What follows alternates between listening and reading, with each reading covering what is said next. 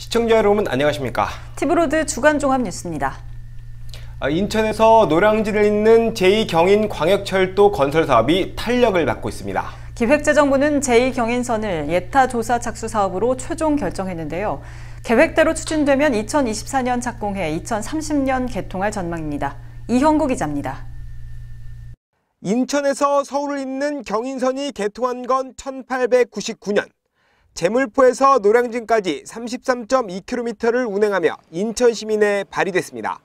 그리고 120년 만에 제2경인선이 추진됩니다. 이 노선은 연수구 청학동에서 남동구 논현동과 도림동, 서창동을 지나 서울로 연결됩니다. 광명까지 18.5km를 잇는데 총 6개의 정거장이 신설됩니다. 그리고 구로 차량기지 이전 노선과 기존 경인선 구간을 이용해 노량진까지 연결됩니다. 기획재정부는 지난 5일 제2경인선을 예타조사 착수 사업으로 최종 결정했습니다. 공항철도, 그 다음에 서울 7호선, 그 아래로 경인선이 있습니다. 이 선들은 전부 다 우리 시의 북쪽에 치우쳐 있는데 서울과 연계되는 철도망이 전혀 없는 그런 상태입니다. 그래서 우리 시 철도 서비스에 그런 불균형을 해소하는 획기적인 전기가 마련됐다고 할 수가 있겠습니다. 인천시는 제2경인선 예타가 2021년 상반기쯤 완료될 것으로 보고 있습니다. 기본계획 고시 등을 거쳐 2024년 하반기에 착공해 2030년 개통을 목표로 추진할 예정입니다. 제2경인선이 건설되면 연수구에서 노량진까지 40분에 주파할 수 있습니다. 현재 약 80분 정도 소요되는 걸 감안하면 절반으로 줄어드는 겁니다. 인천 남부 지역 교통혁명이 시작되었다고 감히 말씀드릴 수가 있겠습니다. 저희 지역에서 편도로 1시간 이상은 절약할 수 있고요. 젊은 친구들이 저희 지역에 와서 유입돼서 다시 살 수 있고, 그리고 제 지역구인 소래포구는 아마 많은 관광객이 유입될 것으로 기대합니다. 제2경인선은 청학역에서 수인선으로, 신연수역에서 인천지하철 1호선과 환승되며 신천역에서 소사 원시선으로 갈아탈 수 있습니다. 또 노량진에서 9호선을 갈아탈 수 있어 강남 접근성도 개선될 것으로 보입니다. 티브로드 뉴스 이형구입니다. 국립인천해양박물관 건립사업은 기재부 예비타당성 조사를 통과했습니다. 해수부는 2024년 상반기 개관을 목표로 사업을 본격 추진할 계획입니다. 배상민 기자입니다. 수도권 유일의 국립인천해양박물관 건립사업이 본궤도에 올랐습니다. 해수부는 지난 5일 기획재정부의 예비타당성 조사를 통과했다고 밝혔습니다. 예타 대상 사업으로 선정된 지 1년 11개월 만입니다. 두 차례 사업 계획을 변경해 경제성 평가 BC 1.0을 맞추는 데 성공했습니다. 이 사업이 예타를 통과하기 위해서 우리 시에서는 사업 부지를 무상 제공하기로 해수부와 약속한 데 이어서 특히 경제성 부분에 있어서 BC 값이 1 이상이 나올 수 있도록 공사비, 운영비 등을 절감하는 방안을 제시한 바 있습니다. 박물관은 월미도 가문 매립지 2만 7천여 제곱미터에 국비 1,081억 원이 투입돼 지상 4층 규모로 건립됩니다. 박물관은 우리나라 항만물류 역사와 관련된 연구자료와 유물을 전시하는 공간, 해양민속, 해양환경, 해양생태계를 보여주는 공간이 마련됩니다. 전국에는 현재 부산의 해양박물관이 한 곳 있고요. 전국적으로 해양과학관 형태의 유사 시설물이 있는데 이 같은 시설과의 차별화를 위해서 우리 시에서는 인천 송도에 위치한 극지연구소와 적극 협력해서 극지를 체험할 수 있는 시설을 유치할 계획이고, 해수부는 내년까지 기본계획과 실시 설계를 완료하고 2021년 착공해 2023년 공사를 마무리하고 2024년 상반기에 정식 개관할 예정입니다. 인천시는 박물관이 건립되면 수도권 주민과 인천공항 이용객 등 연간 100만 명 이상이 박물관을 찾을 것으로 전망했습니다. 티브로드 뉴스 배상민입니다. 소래포구 국가어항 개발 사업도 예타를 통과했습니다. 맹성규 국회의원은 지난해 4월 예타 대상에 선정된 소래포구 개발 사업이 예타를 통과함에 따라 기초 자료 조사를 거쳐 이르면 내년 하반기에 사업을 발주할 예정이라고 밝혔습니다. 소래포구항 개발 사업은 약 1km의 저반 시설을 보강 설치하고 호환 정비와 무량장 개축 등이 추진됩니다. 이 사업에는 총 749억 원의 국비가 투자됩니다. 이번 예타에서 비용 편익 분석 BC값은 1.46으로 사업의 경제성과 종합 타당성을 상대적으로 높게 인정받았습니다. 맹성규 의원은 국가 어항으로 지정되면서 항구의 현대화를 완성하고 지역의 새로운 성장 동력으로 작용할 것이라고 기대했습니다. 정부가 혁신 창업과 기업 성장을 위해 추진하는 스타트업 파크 공모에 인천이 선정됐습니다. 인천은 국비 121억 원을 지원받는데요. 송도 투모로우시티의 청년 창업과 혁신 성장을 위한 공간을 조성합니다. 이형구 기자입니다. 중소벤처기업부가 혁신 창업과 기업 성장을 위해 역점적으로 추진하는 스타트업 파크. 인천은 전국 14개 지자체의 치열한 유치 경쟁을 뚫고 사업지로 선택을 받았습니다. 송도 투모로우시티는 혁신 창업 공간으로 재탄생합니다. 스타트업 타워는 창업자들이 입주해 성공의 꿈을 키워나갑니다. 바로 옆 네트워킹 타워엔 사업을 지원하고 정보를 교류하는 지원센터와 세미나실, 체험관 등이 들어섭니다. 또 한쪽에는 SKT 자율주행과 KT 5G 실증 공간이 조성됩니다. 창업 기업과 대기업이 같은 공간에서 교류하며 상생 방안을 찾는 겁니다. 혁신적인 아이디어를 사업할 수 있는 공간으로 엄마 품처럼 품는다는 뜻의 스타트업 벤처플리스 품. 공모 사업에 선정되면서 121억 원의 국비를 받게 됐습니다. 인천시는 612억 원의 지방비 등 총 3,180억 원을 투입해 사업을 추진한다는 구상입니다. 스마트시티와 바이오밸리, 마이스 등 인천의 특화 산업을 중심으로 창업자들이 혁신적인 창업 아이디어를 도출할 수 있도록 기초적인 공간과 플랫폼을 제공할 뿐만 아니라 역량 강화와 사업화, 지원 등의 기회를 제공해서 창업자들이 성공적인 스타트업의 꿈을 이룰 수 있게. 인천시는 하반기에 투모로우시티 리모델링을 시작해 내년 상반기까지 완료할 예정입니다. 티브로드 뉴스 이영구입니다. 서구가 공업 단지 밀집적인 가좌 3동 일대를 역사와 문화가 있는 디자인 거리로 조성합니다. 가좌 3동은 현재 민간 주도로 다양한 문화 재생 사업이 진행 중인 곳이어서 향후 시너지 효과도 기대됩니다. 보도에 김지영 기자입니다. 서구의 대표 공업지역 중 한 곳인 가좌 3동입니다. 골목길에 사람이 사는 주택과 공장단지가 한데 뒤섞여 있습니다. 공장이 대부분 낡고 오래돼 마을 전체적인 슬럼화가 진행되는 상황. 이 지역은 지난해 인천시가 추진하는 더불어마을 도시재생 사업지구로 선정됐습니다. 흐린 날에는 냄새 같은 것도 좀 나고, 그리고 아무래도 이제 좀 이 밑으로 쪽으로는 그래도 지금 많이 뭐 아파트형 뭐 공장 쓴다고 해서 많이 지금 건축들이 들어와서 그러기는 해도 아무래도 공장지대하고 같이 접해 있기 때문에 보시다시피 좀 노후된 부분도 많고. 시 도시재생 사업과 연계해 서구도 이 일대를 역사 문화거리로 조성하기로 했습니다. 골목길에는 가좌동의 옛 모습을 담은 흑백 사진이 걸렸습니다. 과거에는 바닷물이 드나드는 갯골이 있었던 가좌동. 나룻배로 물길을 건너던 당시 주민들의 모습도 사진으로 남아 있습니다. 서구는 기존에 삭막했던 동네 분위기를 테마가 있는 디자인 골목으로 조성한다는 계획입니다. 예전에는 공업지역이다 보니까 좀 후미진 곳, 낙후된 곳 뭐 이런 이미지였는데요. 앞으로는 지역 주민과 상생해야 되기 때문에 지역 주민, 기업체, 근로자가 함께 상생하는 정주 환경을 만들고자 가좌 디자인거리 조성 사업을 추진하게 되었습니다. 사업 대상 지역은 이 일대 10만 제곱미터 부지입니다. 주변 문화공간과의 시너지 효과도 기대됩니다. 과거 화학공장이었던 건물을 문화공간으로 변모시킨 코스모 40. 현재 보수가 진행 중인 청송 심씨고택은 가좌동의 이색 문화공간으로 주목받고 있습니다. 여기에 가좌 청소년 문화의 집도 곧 개관을 앞두고 있어 이 일대를 이어주는 디자인 거리 사업도 더욱 탄력을 받을 전망입니다. 티브로드 뉴스 김지영입니다.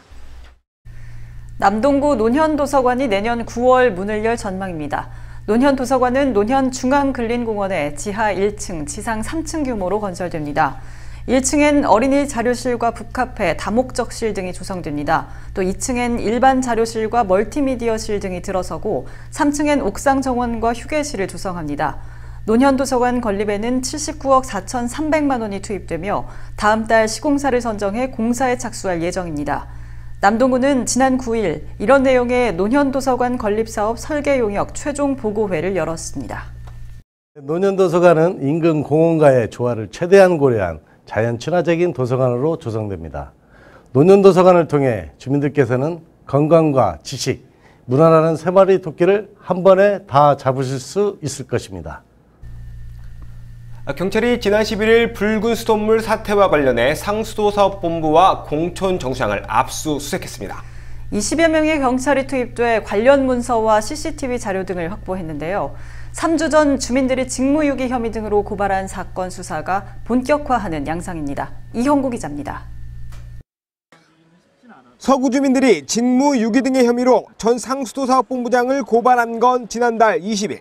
사전 준비와 대응 조치 미흡으로 피해를 키웠다며 검찰에 수사를 의뢰했습니다. 박남춘 인천시장도 같은 혐의로 수사선상에 오른 상태입니다.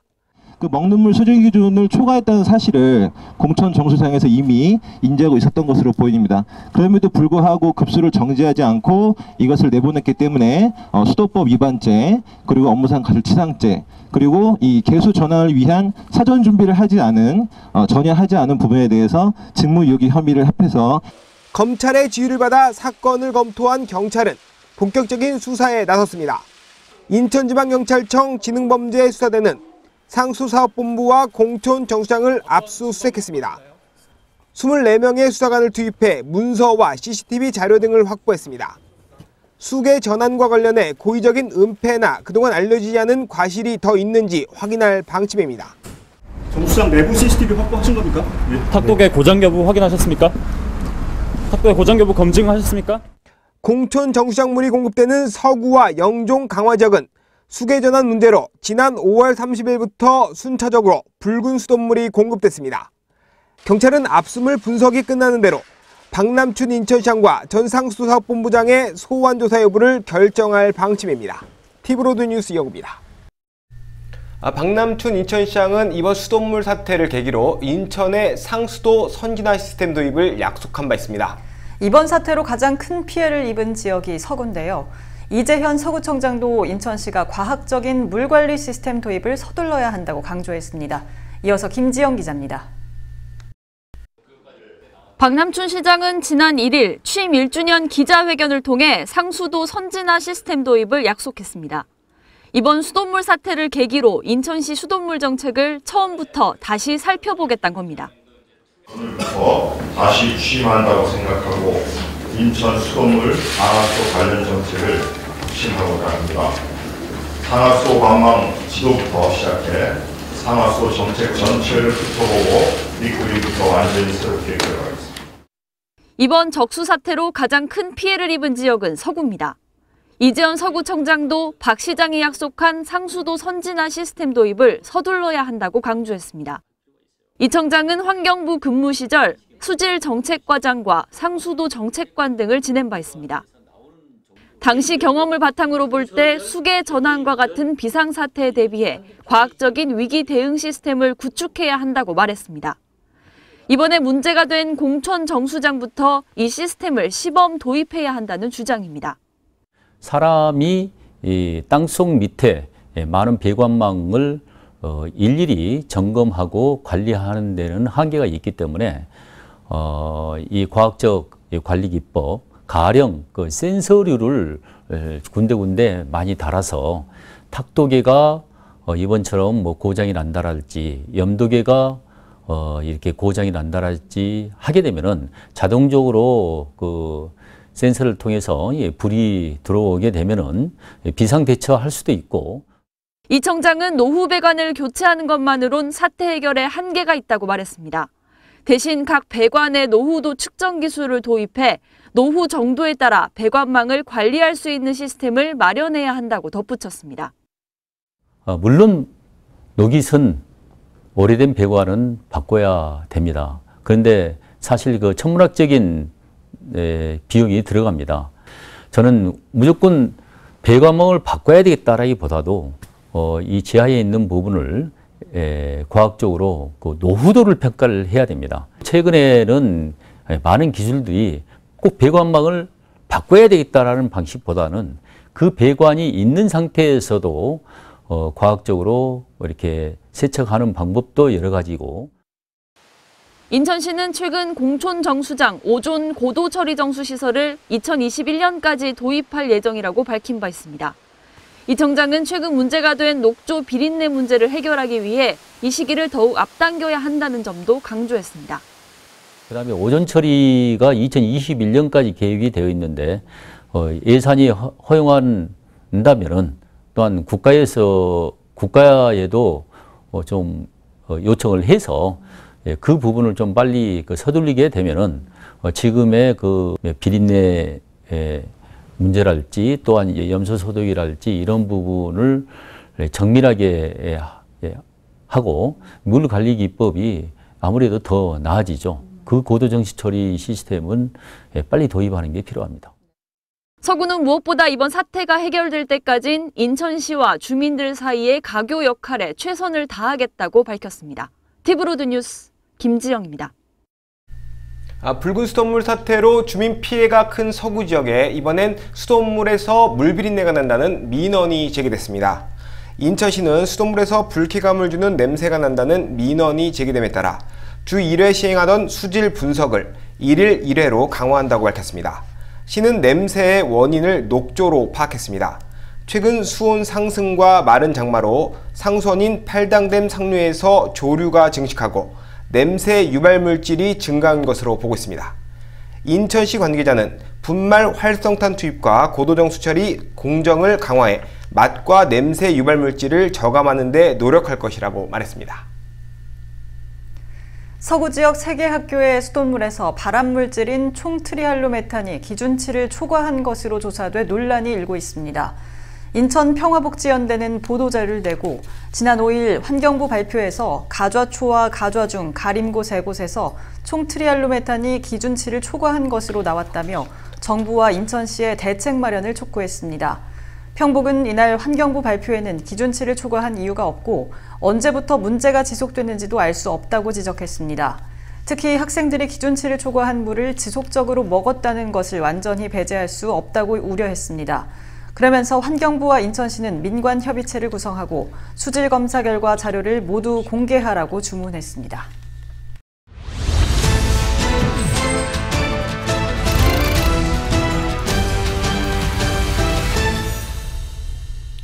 두 달째 공석이던 인천경제자유청장에 이원재 전 행복도시 건설청장이 임명됐습니다. 이 청장은 인천경제자유구역을 4차 산업혁명 중추도시로 육성하겠다고 각오를 밝혔습니다. 이형구 기자입니다. 이원재 인천경제청장은 직원들과 간단한 상견례로 공식 취임을 알렸습니다. 5월부터 비어있던 경제청장 자리가 약 2달 만에 채워진 겁니다. 행정고시로 공직에 입문한 이 청장은 건설교통부 행정관리 담당관과 국토해양부 토지주택정책관을 지냈습니다. 참여정부와 이명박 정부 때 각각 대통령 경제수석 비서관실에서 일한 경력도 있습니다. 행정도시 건설청장까지 역임하면서 국토도시개발 전문가로 알려져 있습니다. 이원재 인천경제청장은 취임 일성으로 4차 산업 육성을 강조했습니다. 이 청장은 바이오와 5G 등 미래 신산업 분야를 유치해 인천경제자유구역을 4차 산업 중추도시로 육성하겠다고 밝혔습니다. 또 청라 시티타워 건립과 제3연육교 건설 등도 차질 없이 추진하겠다고 말했습니다. 주민들과 수건 해결도 약속했습니다. GTX B노선과 7호선 청라 연장 등 교통망 확충이 제때 완성되고 송도와 영종 청라에 의료기관을 갖춰 주민 건강권을 지키겠다고 말했습니다. 이날 박남춘 시장은 임명장을 수여하면서 주민과 소통을 강조했습니다. 박 시장은 경제청이 송도와 청라, 영종 주민들과 지속적인 소통을 통해 주민 바람에 부응하는 협치에 앞장서 주길 바란다고 밝혔습니다. 또 이 청장이 투자 유치와 도시개발 전문가인 만큼 경제청에 새로운 바람을 불어넣을 것으로 기대한다며 조직 혁신과 인천의 균형 발전에도 힘써주길 당부했습니다. 티브로드 뉴스 영입니다. 티브로드가 연속 보도했던 인천예고 예술관 증축 문제가 일단락됐습니다.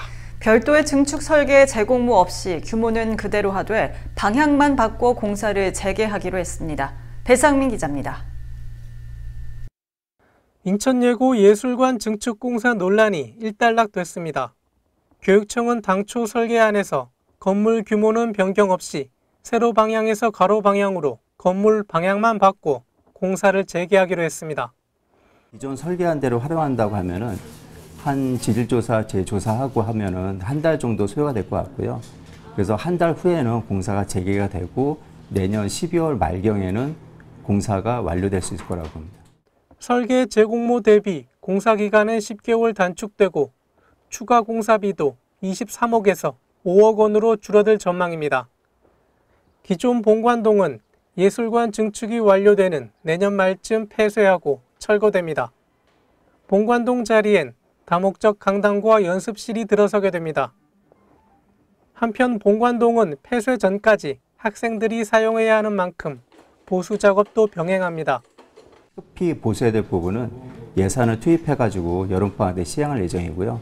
옥상 방수라든지 성명 관리라든지 그 다음에 탈의실하고 샤워실은 할 예정이고요.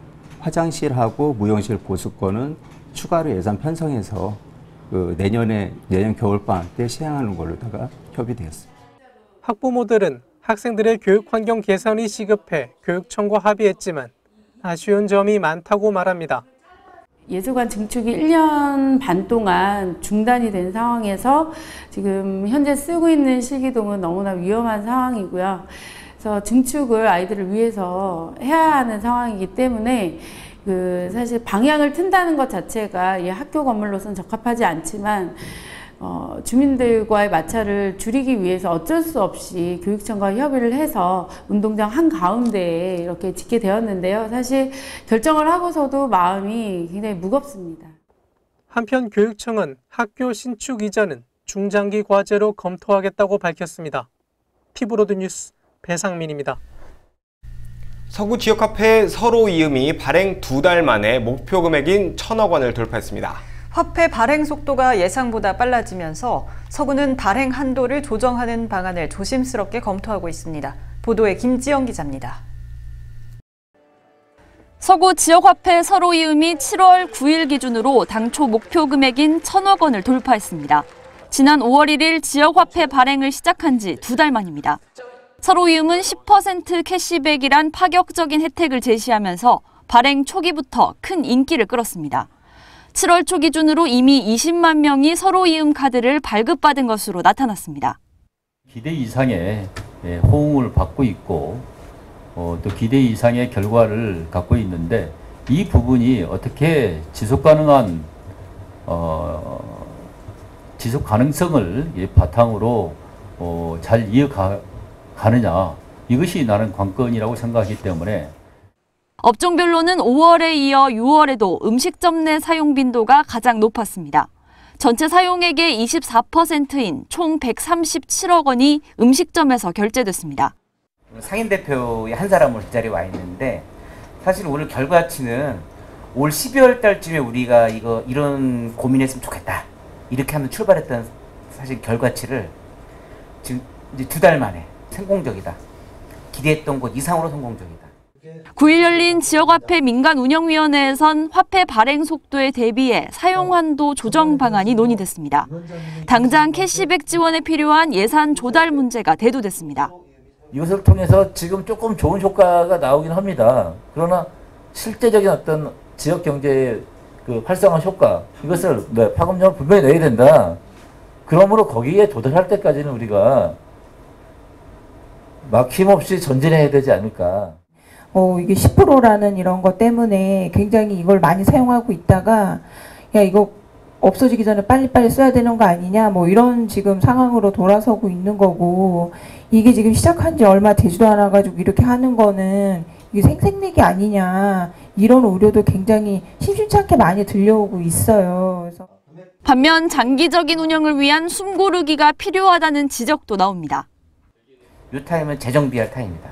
지속적으로 이 사업을 진행하기 위해서. 그리고 필요한 예산을 국비로 새로 요청하고 시비로 새로 요청하고 아마 구비도 지금 이거를 좀 새롭게 지금 재정비하려면 구비도 아마 예산적으로 준비를 많이 해야 될 것 같아요, 느낌에. 서구는 현실적인 예산 문제와 시장 상황을 고려해 발행 조정안을 탄력적으로 운영해 나간다는 계획입니다. 티브로드 뉴스 김지영입니다. 지난달 29일부터 발행한 연수이음도 발행 일주일 만에 누적 결제액 70억 원을 돌파했습니다. 최단 기간에 100억 원을 넘어설 것으로 보이는데요. 벌써부터 추가 예산 확보가 과제로 떠오르고 있습니다. NIB 원태규 기자입니다. 연수 이음카드를 통해 지난주 금요일까지 충전된 총 액수는 119억 5,304만 원입니다. 이 중에서 72억 3천만 원이 지역 상권에 유통된 것으로 집계됐습니다. 연수 이음이 처음 발행된 게 지난달 29일이니까 불과 일주일 만에 주민들이 연수 이음으로 70억 원 이상을 사용했다는 겁니다. 또 65,813건의 연수 이음 카드가 현장 발급이나 앱을 통해 등록됐습니다. 이는 우리 연수구민의 관심이 그만큼 크다고 할 수 있겠습니다. 연수이음은 역외 소비 감소뿐만 아니라 지역 경제 활성화와 지역 공동체를 다지는 데 큰 역할을 한다고 할 수 있겠습니다. 이 같은 기록은 먼저 인기를 끌었던 서구 이음보다 좋은 성적입니다. 서구 이음이 발행 21일 만에 누적 결제액 100억 원을 넘어섰는데 연수구는 이보다 절반 이상 기간을 앞당길 것으로 전망됩니다. 문제는 이 같은 추세대로라면 연수구가 부담할 예산이 크게 증가한다는 겁니다. 구는 당초 결제액을 500억 원으로 정하고 구 예산 28억 원만 반영했습니다. 서구의 경우 발행 48일 만에 500억 원을 돌파한 만큼 연수구는 이보다 더 빨리 예산이 소진될 것으로 보입니다. 전국 최대 규모의 혜택으로 단기간에 큰 인기를 끌고 있는 연수 이음. 장기적인 성공을 위해선 안정적인 예산 확보가 관건으로 보입니다. NIB 뉴스 원태규입니다. 인천시가 내년도 주민참여예산 편성을 위한 첫 번째 예산정책 토론회를 열었습니다.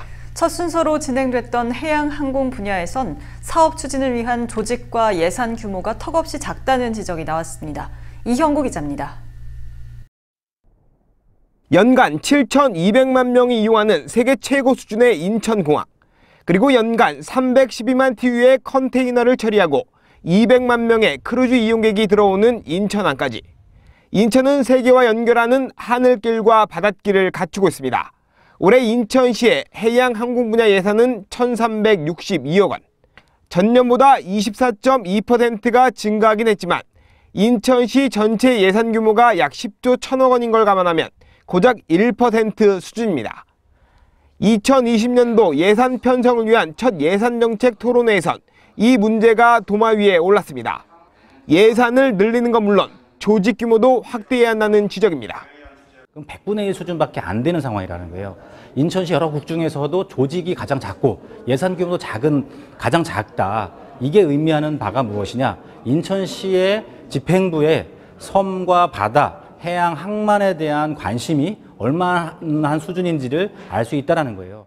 인천시는 이날 내년도 중점 사업으로 항만 물류산업 활성화와 항공산업 육성, 그리고 해안철책 철거와 어업 경쟁력 강화 등을 제시했습니다. 하지만 토론회에 참가한 도서지역 주민들은 시급한 과제로 이동권 문제 해결을 꼽았습니다. 연안여객선 준공영제라든지 야간 운행이라든지 이런 것들이 해결이 안 되고 있는데 이런 정책적 과제들이 잘 해결이 될 수 있도록 내년에 집행부가 또 예산도 편성하고 그래서 그 모도 장복 연도교 사업이나 강화 해안 순환도로 이런 것들이 조기에 시행이 될 수 있도록 시에서 예산 편성이 꼭 필요하다고 생각합니다. 해상 파시를 비롯한 서해오도 앞바다의 남북교류 활성화에 선제적 대응이 필요하다는 주문도 나왔습니다. 그다음 미역 다시마나 같은 생물들이 굉장히 많이 분포되어 있고 또 운가사리 같은 경우는 세계적으로 유명한 단지를 군락하고 있어서 세계 학자들이 거기에 관심을 갖고 있는 그런 지역이거든요. 그런 것들을 선제적으로 하기 위해서는 인천의 예산이 풍부하게 좀 준비되어 있어야 되는 것 같아요. 박병근 해양항공국장은 박남춘 시장은 연간 500억 원을 주민참여 예산으로 편성할 계획이라며 이날 첫 토론회는 내년도 예산 편성의 방향을 가늠할 중요한 자리라고 밝혔습니다. 티브로드 뉴스 이영구입니다. 인천에선 공공과 민간 부문에서 각종 건설 사업이 진행 중인데요. 하지만 지역업체 참여 비율이 낮아 문제가 제기되고 있습니다. 어려운 지역 건설업계를 위해 인천시가 대책 마련에 나섰습니다. 배상민 기자입니다. 지난해 기준 전문건설업의 인천 지역업체 하도급 수주 비율은 20.3%, 전국 평균인 43.5%의 절반도 채 되지 않아 17개 시도 가운데 최하위 수준입니다. 건설 경기가 침체되는 데다 지역업체의 참여도 어려워 인천 건설업체들은 이중고를 겪고 있습니다. 부스마다 줄지어 선 사람들, 회사 홍보물과 명함을 건네며 자기 회사를 알리는 데 애를 씁니다. 인천시가 지역 건설업체를 위해 마련한 대형 건설사와의 만남의 날 행사. 원도급사는 우수한 인천 지역 협력업체를 발굴하고 하도급사는 협력업체 등록으로 안정적 거래처를 확보할 수 있습니다. 기존 협력업체가 아니기 때문에 전혀 만나주지도 않고 어떤 기회를 갖지 못하는데 이렇게 임시라도 등록하고 회사를 소개할 수 있는 기회가 있어서 굉장히 좋다고 생각합니다. 이날 행사에는 전문건설, 설비건설, 전기, 소방공사, 건설자재업체 등 지역 건설업체 150여 곳이 참여했습니다. 인천의 공사만큼은 인천 지역업체가 함으로써 지역 경제도 살고 또 일자리 창출도 되고 건축 자재 같은 것도 지역업체 걸 사용함으로써 지역에 상당한 도움이 되지 않나 싶고 이번 계기로 정말 지역업체가 많이 좀 하도급률이 좀 참여해서 좀 높아졌으면 하는 바람입니다. 인천시는 지난 2월 지역 건설산업 활성화 추진위원회를 구성하는 한편 대형 건설사 협력업체 등록 기준 완화와 지역업체 참여 확대를 위한 정책을 준비하고 있습니다. 인간 대형 건설산업 인허가 시 그 지역 건설산업 활성화 협의를 의무화하도록 하였고 금년부터는 주계약자 공동도급 활성화 추진을 위해서 지금 검토 단계에 있습니다. 시는 이와 함께 관련 조례의 지역업체 하도급 비율을 상향 조정하고 하도급 지원 기동팀을 만들어 운영할 방침입니다. 티브로드 뉴스 배상민입니다. 전국 시도 교육감들이 인천에서 총회를 개최했습니다. 학교 비정규직들의 집회로 지연되기도 했는데요. 교육감들은 평화통일교육 실천을 선언했습니다. 배상민 기자입니다. 인천에서 열린 전국 시도교육감 협의회 정기총회. 학교 비정규직 노동자들이 교육감과의 면담을 요구하며 회의장 앞에서 피켓팅을 벌였습니다. 이들은 교육당국의 불성실한 교섭 태도를 비판하며 공정임금제 실현과 학교 비정규직의 정규직화를 촉구했습니다. 공정임금제 대통령께서 약속하신 거 시도 교육감들이 이행해서 우리 아이들한테 팝을 안 해주거나 아이들의 교육을 놔두고 파업하지 않게끔 그리고 정규직의 60%밖에 안 되는 학교 비정규직 노동자들 80%로 그렇게 이행해달라고 올려달라고 국민들이 명령하고 있습니다.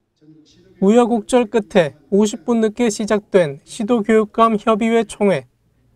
본격적인 총회에 앞서 전국 시도교육감들은 평화 통일교육 실천을 다짐했습니다. 서울, 경기, 인천, 강원 등 4개 교육청은 공동으로 평화 시민 통일 교과서를 발행하겠다고 밝혔습니다. 경기도교육청과 서울교육청 그리고 강원교육청, 인천교육청이 함께 우리가 평화 시대를 준비하는 통일 시민 교과서를 발행한 바가 있습니다. 경기도교육청은 이 교과서를 활용해서 모든 교과에서 평화 통일 주제 교육을 프로젝트 수업으로 진행할 수 있도록. 이 교육감은 이와 함께 청소년을 대상으로 DMZ 접경지역 평화 통일 체험 프로그램을 운영하겠다고 설명했습니다. 도성훈 교육감은 독일의 통일교육 사례를 들며 계몽적이고 일회적, 하향적 교육이 아닌 일상적 대화와 현장 중심의 교육을 강조했습니다. 남북 상호 이해 교육을 통해 우리 아이들을 평화 시민, 세계 시민으로 성장시키겠습니다. 전국 시도교육감 협의회는 평화 통일의 교육적 기반을 조성하겠습니다. 이를 위해 남북한 평화 공존, 공동 번영을 추구하는 평화 통일 교육을 학교 교육 현장에서 적극적으로 실천할 것을 선언합니다. 티브로드 뉴스 배상민입니다. 인천의 자율형 사립고인 인천 포스코고등학교가 자사고 지위를 유지할 수 있게 됐습니다. 인천시 교육청은 지난 9일 인천시 자율학교 등 지정운영위원회를 열어 포스코고에 대한 운영성과 평가를 심의했습니다. 포스코고는 기준 점수인 70점을 초감에 따라 자사고 지위를 유지하게 됩니다. 포스코고는 2015년 개교해 올해 첫 평가를 받았습니다. 인천에는 자율형 사립고가 2곳 있으며 올해 인천 포스코고에 이어 내년에는 인천 하늘고에 대한 운영성과 평가가 예정돼 있습니다. 한편 전교조 인천지부는 인천시 교육청의 포스코고 자사고 재지정을 비판하며 도성훈 교육감이 고교 서열화를 없애고 공교육을 정상화하겠다는 약속을 실천할 것을 촉구했습니다. 전교조는 특목고, 외고, 자사고 등이 고교 서열화와 공교육 왜곡의 주범으로 일반고 대비 많게는 9배까지 차이나는 1인당 교육비 격차는 교육차별을 일으키는 비민주적 교육정책이라고 설명했습니다. 전교조는 도 교육감이 후보 시절 약속했던 자사고, 특목고, 외고의 일반고 전환 약속을 지키고 2022년까지 인천시 교육청으로 이양될 과학중점 학교에 대해서 교육감이 공교육 정상화의 의지를 가지고 폐지할 것을 요구했습니다.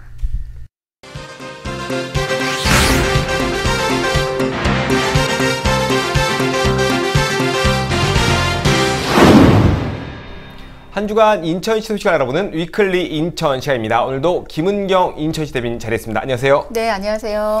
네, 오늘은 국립 인천 해양박물관 건립 소식 가져오셨습니다. 앞서 보도에서도 잠깐 봤는데 인천의 오랜 수건 사업이었습니다. 이게 예타를 통과했다고요? 네네. 지난 5일 국립 인천 해양박물관 건립 사업이 마침내 기획재정부의 예비 타당성 조사를 통과했습니다. 이 사업은 지난 2017년 8월 예비 타당성 조사 대상 사업으로 선정된 후 1년 11개월 만에 통과한 건데요. 이번 예타 통과로 수도권 최초의 국립해양박물관이 인천에 들어서게 됐습니다. 네, 약 2년 만에 예비 타당성 통과를 한 거군요. 네네. 조사를 통과한 거군요. GTX 비노선도 그렇고 재경인선도 그렇고 최근 인천에서 예타 얘기가 참 많아요. 네네. 이 예타가 뭔가요? 예, 지금 말씀하신 대로 줄여서 예타라고 부르고요. 대규모 재정 투입이 예상되는 신규 사업에 대해 경제성과 재원 조달 방법 등을 검토해서 사업성을 판단하는 절차인데요. 선심성 사업으로 세금 낭비를 막고 재정 운용의 효율성을 제고하기 위해서 1999년 김대중 정부 때 처음 도입하게 된 제도입니다. 타당성 조사가 주로 기술적 타당성을 검토한다면 예비 타당성 조사는 경제적 타당성을 주된 조사 대상으로 검토하고 있습니다. 대상 사업은 총 사업비가 500억 원 이상이면서 국가 재정 지원 규모가 300억 원 이상인 건설 사업, 그리고 국가 연구 개발 사업, 정보화 사업 등이 대상이 되고 있습니다. 네, 인천시가 그동안 이 해양박물관 건립에 많은 공을 들였어요. 제가 네네. 알기로는 17년 전에도 도전했다 무산된 적이 네네. 있다고 들었거든요. 네네. 그렇죠? 네네, 그렇습니다. 어떻습니까? 이게 잘 진행될까요? 네, 지금 현재 국가에서 운영하는 해양 관련 박물관이나 과학관은 부산, 포항, 울산, 서천, 옥포 등 지역에 분산되어 있는데요. 정작 우리나라 인구 절반이 모여 사는 수도권에는 국가에서 운영하는 해양 관련 박물관이 전무한 실정입니다. 이에 인천시는 그동안 해양문화시설을 조성하기 위한 노력을 꾸준히 진행해 왔는데요. 지난 2002년 국립인천해양과학관 사업을 추진했지만 당시 정부의 예비 타당성 조사에서 탈락을 했고요. 이후 인천시 자체적으로 해양과학 건립을 시도했고요. 여러 난관을 부딪혀서 결국은 진척을 보이지 못했습니다. 그 후 2016년도에 들어 해양수산부의 해양문화 확산 정책에 힘입어 국립해양박물관 건립 사업을 본격적으로 추진해서 3년 만에 결실을 맺게 됐습니다.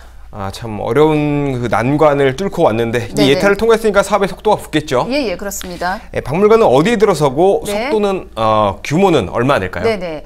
수도권 최초로 건립되는 국립인천해양박물관은 인천 중구의 월미도, 갑문, 매립지 약 27,335제곱미터 부지에 국비 1,081억 원을 들여서 4층 규모로 지어집니다.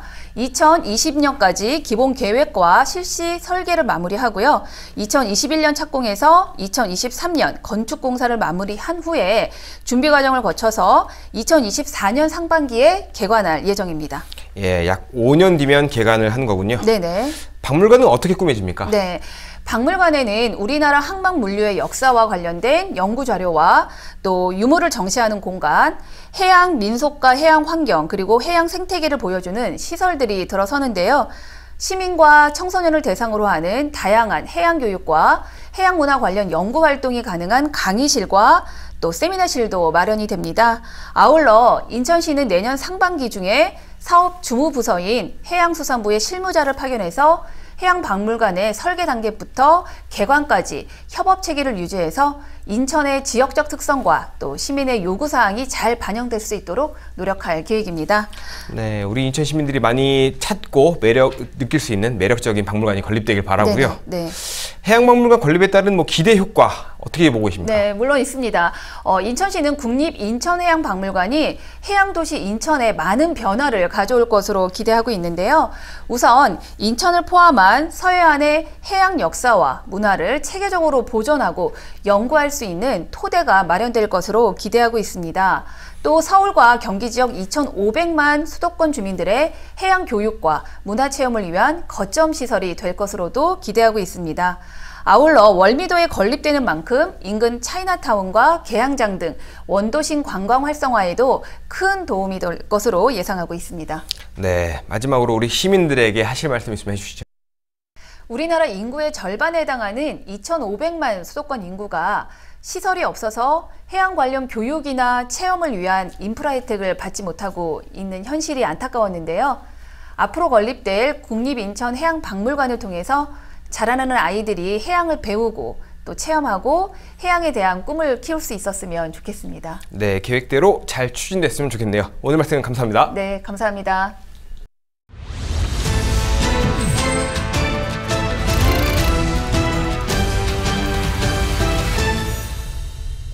우리 사회 속 다양한 여성들의 이야기를 담은 인천 여성영화제가 개막했습니다. 벌써 15회째를 맞았는데요. 올해는 가로지르는 이라는 주제로 세대와 장애, 성별을 넘나드는 작품 27편을 선보였습니다. 보도에 김지영 기자입니다. 인천 여성영화제가 오는 12일 개막합니다. 지난 2005년 시작된 인천의 유일한 여성영화제로 올해로 15회째를 맞았습니다. 그동안 영화를 통해 여성의 목소리를 전면에 드러내며 보이지 않는 차별과 억압에 대해 문제를 제기했습니다. 여성만이 겪을 수 있는 그런 이슈들에 대해서 좀 더 깊게 알게 된 것 같아서 되게 새롭고. 올해는 가로지르는 이란 주제로 관객들과 만납니다. 평범한 소녀 현주의 삶을 통해 탈북민 2세의 서름과 아픔을 드러낸 단편영화 대리시험. 인천 출신 정승호 감독은 가부장적인 가족관계 속 여성들의 이야기를 그린 작품 2장을 선보입니다. 이 밖에도 세대와 국적, 성별을 넘나드는 장단편 영화 27편을 만나볼 수 있습니다. 여성 안에서도 또 각종 계급과 세대와 인종과 등등을 따져봤을 때는 좀 더 다양하게 각자의 처지를 이해할 수 있는, 해야 하는 것이 있다고 판단하거든요. 그래서 각자의 위치에서 다른 위치로 점핑해서 가로지르며 공유하고 공감하자, 그렇게 고민하자라는 주제를. 평범한 인천 시민들이 자신의 이야기를 카메라로 담아낸 다큐멘터리 작품도 눈길을 끕니다. 한 가수를 좋아하게 되면서 삶의 의미를 찾아가는 과정을 그린 유리상자 덕후. 청소년 미혼모들의 이야기를 담은 드림캐쳐 등 평범하지만 특별한 이웃들이 만든 영화 6편이 특별 상영됩니다. 인천 여성영화제는 12일부터 사흘간 인천영화공간 주안에서 진행됩니다. 대부분의 예산이 시민 후원으로 진행되는 행사인 만큼 더 많은 시민과 소통하겠다는 취지로 모든 영화는 무료 관람이 가능합니다. 티브로드 뉴스 김지영입니다. 인천시가 여름 휴가철을 맞아 특별 물가 점검에 나섭니다. 시는 7월 10일부터 8월 31일을 휴가철 물가 안정 특별대책 기간으로 정하고 주요 피서지의 물가를 점검한다고 밝혔습니다. 점검 대상은 가격 미표시와 바가지 요금 등 부당행위입니다. 중구와 강화군, 옹진군 등 주요 피서지에서는 주변 관공서나 관리사무소의 부당요금 신고센터를 운영합니다. 인천시는 숙박료와 피서용품, 외식비 등을 점검해 가격을 표시하지 않거나 허위로 표시하는 등 위반 사항이 적발되면 시정 권고나 과태료 부과 등의 행정처분을 내린다는 방침입니다. 이상으로 티브로드 주간 종합 뉴스를 모두 마칩니다. 시청해주신 여러분 고맙습니다.